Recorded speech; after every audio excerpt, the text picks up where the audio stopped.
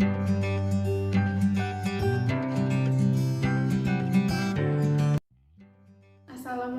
warahmatullahi wabarakatuh.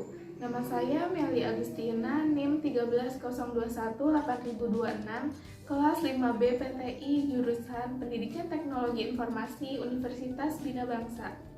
Di sini saya akan memaparkan materi yaitu pembelajaran model drill and practice. Yuk, kita langsung saja mulai videonya. Apakah ada yang tahu apa itu model pembelajaran drill and practice? Yuk, kita bahas sama-sama. Model pembelajaran drill and practice merupakan metode pembelajaran latihan dan praktek yang digunakan secara berulang-ulang untuk memperoleh keterampilan serta ketangkasan dari materi yang telah dipelajari, sehingga siswa berperan aktif dalam proses pembelajaran, tidak hanya berpusat pada guru saja. Dengan dilakukannya latihan dan praktek secara berulang-ulang, menyebabkan siswa paham dengan apa yang telah dipelajari, sehingga hasil pembelajaran pun lebih optimal.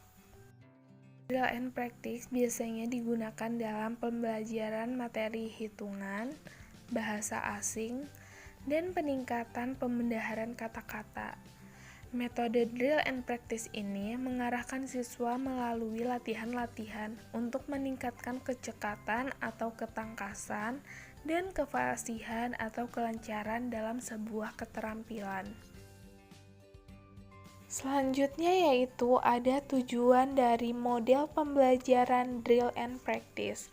Yang pertama yaitu memiliki keterampilan motoris atau gerak seperti menghafalkan kata-kata, menulis, mempergunakan alat atau membuat suatu benda. Yang kedua, mengembangkan kecakapan intelek seperti mengalihkan, membagi, menjumlahkan, mengurangi. Yang ketiga yaitu memiliki kemampuan menghubungkan antara suatu keadaan dengan hal lain. Selanjutnya yaitu ada faktor-faktor yang harus diperhatikan dalam pembelajaran model drill and practice ini. Yang pertama, jelaskan terlebih dahulu tujuan atau kompetensi. Yang kedua, tentukan dan jelaskan kebiasaan, ucapan, kecekatan, gerak tentu, dan lain sebagainya yang akan dilatihkan. Yang ketiga, guru hendaknya memperhatikan kesalahan-kesalahan yang dilakukan siswa, serta mendiagnosis kesulitan-kesulitan yang dialami oleh siswa tersebut. Yang keempat, gunakan selingan latihan supaya tidak membosankan dan melelahkan. Yang kelima, pusatkan perhatian siswa terhadap bahan yang akan atau sedang dilatihkan. Yang keenam, latihan tidak boleh terlalu lama atau terlalu cepat. Lamanya latihan dan banyaknya bahan yang dilatihkan disesuaikan dengan keadaan, kemampuan, serta kesanggupan siswa tersebut. Selanjutnya yaitu ada langkah-langkah penyajian model pembelajaran drill and practice. Yang pertama yaitu ada tahap persiapan dan yang kedua ada tahap pelaksanaan. Kita bahas yang pertama dulu ya. Tahap persiapan. Tahap persiapan ini ada beberapa hal yang harus dilakukan. Yang pertama, rumuskan tujuan yang harus dicapai oleh siswa. Yang kedua, tentukan dengan jelas keterampilan secara spesifik dan berurutan. Yang ketiga, tentukan rangkaian gerakan atau langkah yang harus dikerjakan untuk menghindari kesalahan. Yang keempat, lakukan kegiatan pra-drill sebelum menerapkan model ini secara penuh. Yang kedua, tahap pelaksanaan. Di dalam tahap pelaksanaan ini, terdapat langkah-langkah yang harus dilakukan. Yang pertama yaitu langkah pembukaan. Dalam langkah pembukaan, yang perlu dilaksanakan oleh guru yaitu 1. Mengemukakan tujuan yang harus dicapai. Yang kedua, memberitahu bentuk-bentuk latihan yang akan dilakukan. Selanjutnya ada langkah pelaksanaan. Yang pertama, Memulai latihan dengan hal-hal yang sederhana dulu. Yang kedua, ciptakan suasana yang menyenangkan dan menyejukkan. Yang ketiga, yakinkan bahwa semua siswa tertarik untuk ikut. Selanjutnya adalah langkah mengakhiri.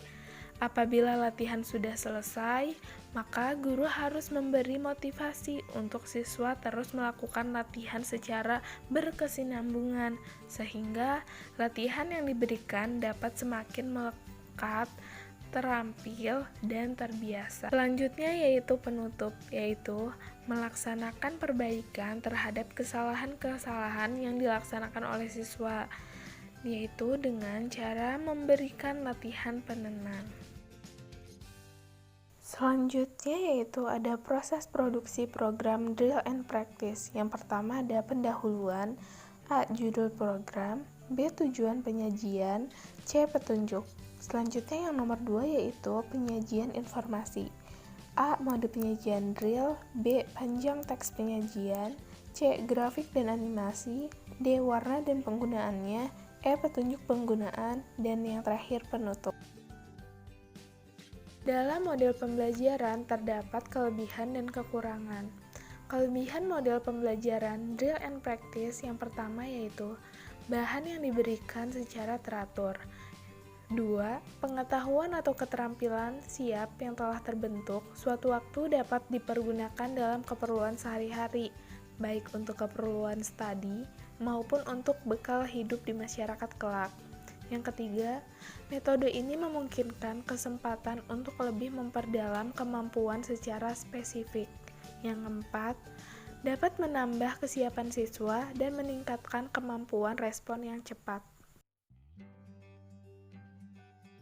Selanjutnya yaitu ada kekurangan model pembelajaran drill and practice. Yang pertama, dapat membentuk kebiasaan yang kaku, karena respon yang terbentuk secara otomatis akan mempengaruhi tindakan yang bersifat irasional, rutin, serta tidak menggunakan akal. Yang kedua, latihan yang terlampau berat akan menimbulkan perasaan benci. Nah, perasaan benci ini bisa jadi ke mata pelajaran dan bisa jadi kepada gurunya. Yang ketiga, menimbulkan kebosanan dan kejengkelan. Akibat kebosanan dan kejengkelan tersebut, akhirnya si anak itu enggan berlatih dan malas, atau bisa jadi mogok belajar. Yang keempat, menghambat bakat dan inisiatif siswa. Terima kasih sudah menyaksikan video yang tadi saya paparkan, semoga bermanfaat. Kurang lebihnya mohon maaf. Wassalamualaikum warahmatullahi wabarakatuh.